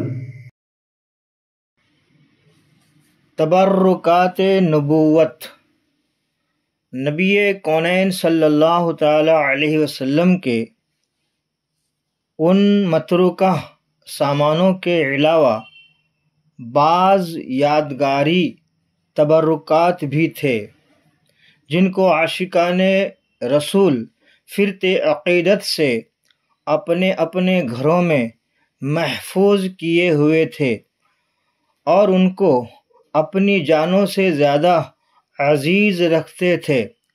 چنانچہ موئے مبارک، نالین شریف اور ایک لکڑی کا پیالہ جو چاندی کے تاروں سے جڑا ہوا تھا، حضرت انس رضی اللہ تعالی عنہ نے ان تینوں آثار تبرکہ کو اپنے گھر میں محفوظ رکھا تھا۔ حوالہ بخاری شریف جلد 1 صفحہ 438۔ اسی طرح ایک موٹا کمبل حضرت بی بی عائشہ صدیقہ رضی اللہ تعالی عنہ کے پاس تھا، جن کو وہ بطور تبرک اپنے پاس رکھے ہوئے تھے اور لوگوں کو اس کی زیارت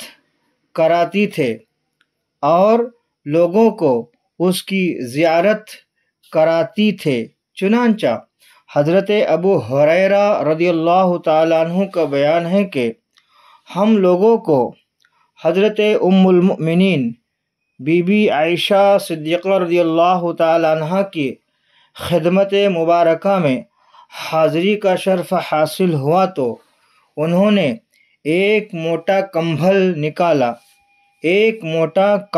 نکالا اور فرمایا کہ یہ وہی کمبل ہے جس میں میرے سرتاج آقا کون و مکا صلی اللہ تعالی علیہ وسلم نے وفات پائی، وصال فرمایا۔ حوالہ بخاری شریف جلد 1 صفحہ 438۔ سرور کائنات صلی اللہ تعالی علیہ وسلم کی ایک تلوار جس کا نام ذوالفقار تھا، حضرت علی شیر خدا رضی اللہ تعالیٰ عنہ کے پاس تھی۔ ان کے بعد ان کے خاندان میں رہی، یہاں تک کہ یہ تلوار کربلا کے میدان میں حضرت امام حسین رضی اللہ تعالیٰ عنہ کے پاس تھی۔ اس کے بعد ان کے فرزند بیٹے جان نشین حضرت امام زین العابدین رضی اللہ تعالیٰ عنہ کے پاس رہی۔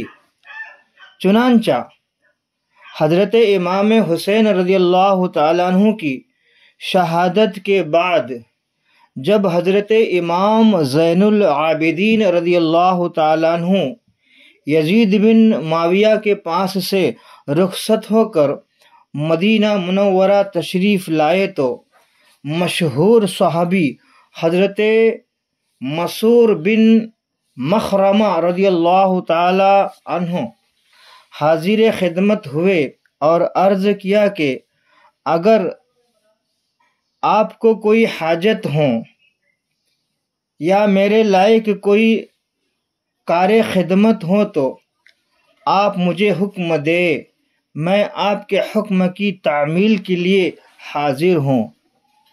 حضرت زین العابدین رضی اللہ تعالیٰ عنہ نے فرمایا کہ مجھے کوئی حاجت نہیں۔ پھر حضرت مسعور بن مخرمہ رضی اللہ تعالیٰ عنہ نے یہ گزارش کی کہ آپ کے پاس رسول اللہ صلی اللہ تعالیٰ علیہ وسلم کی جو تلوار ذوالفقار ہے، کیا آپ وہ مجھے عنایت فرما سکتے ہیں؟ کیونکہ مجھے خطرہ ہے کہ کہیں یزید کی قوم آپ پر غالب آ جائے اور یہ تبرک آپ کے ہاتھ مبارک سے جاتا رہے، اور اگر آپ نے اس مقدس تلوار کو مجھے دیا تو خدا کی قسم جب تک میری ایک سانس باقی رہے گی ان لوگوں کی اس تلوار تک رسائی بھی نہیں ہو سکتی۔ مگر حضرت زین العابدین رضی اللہ تعالیٰ عنہ نے اس مقدس تلوار کو اپنے سے جدا کرنا گوارا نہ فرمایا۔ حوالہ بخاری شریف جلد 1 صفحہ 438۔ نبی کونین صلی اللہ تعالیٰ علیہ وسلم کی انگوٹھی اور عصائے مبارک بھی جان نشین ہونے کی بنا پر خلفائے کرام حضرت ابوبکر صدیق و حضرت عمر فاروق اعظم و حضرت عثمان غنی رضی اللہ تعالی عنہم اپنے اپنے دور خلافت میں قابض رہے، مگر انگوٹھی حضرت عثمان غنی رضی اللہ تعالیٰ عنہ کے ہاتھ سے کنویں میں گر کر ضائع ہو گئی۔ اس کنویں کا نام بیر اریس ہے۔ اس کنویں کا نام بیر اریس ہے یا بیر اوریس ہے، جس کو لوگ بیر خاتم بھی کہتے ہیں، جس کو لوگ بیر خاتم بھی کہتے ہیں۔ حوالہ بخاری شریف جلد 2 صفحہ 872۔ اور عصا مبارک اس طرح ضائع ہوا کہ خلیفہ سوم، تیسرے خلیفہ حضرت امیر المؤمنین عثمان غنی رضی اللہ تعالیٰ عنہ اسی مقدس عصائے نبوی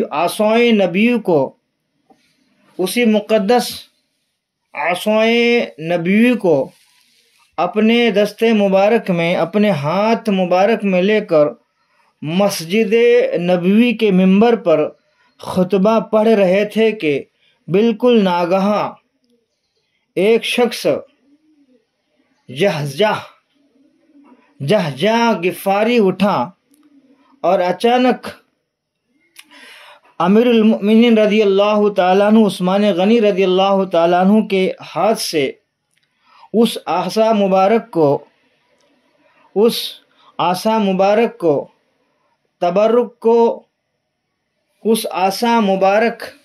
تبرک کو لے کر توڑ ڈالا۔ اس بے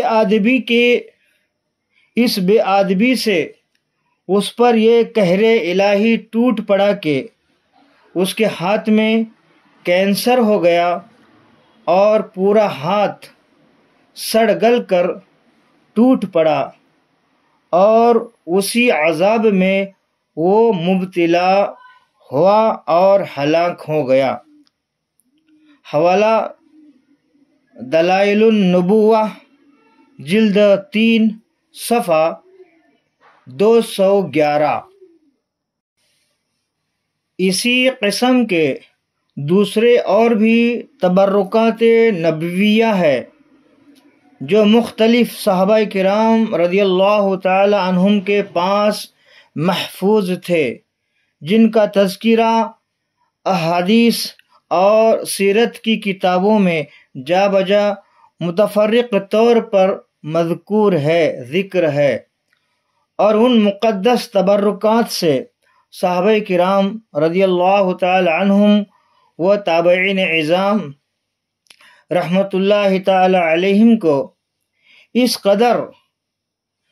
قدر والہانہ محبت تھی کہ وہ ان کو اپنی جانوں سے بھی زیادہ عزیز سمجھتے تھے۔ 16واں باب ہجرت کا 11واں سال یہاں مکمل ہو گیا۔ اے رضا، ہر کام کا ایک وقت ہے، دل کو بھی آرام ہو ہی جائے گا۔ مسلک اعلی حضرت سلامت رہے، ایک پہچان دین نبی کے لیے صلی اللہ تعالی علیہ وسلم۔ مسلک اعلی حضرت پہ قائم رہو، زندگی دی گئی ہے اسی کے لیے۔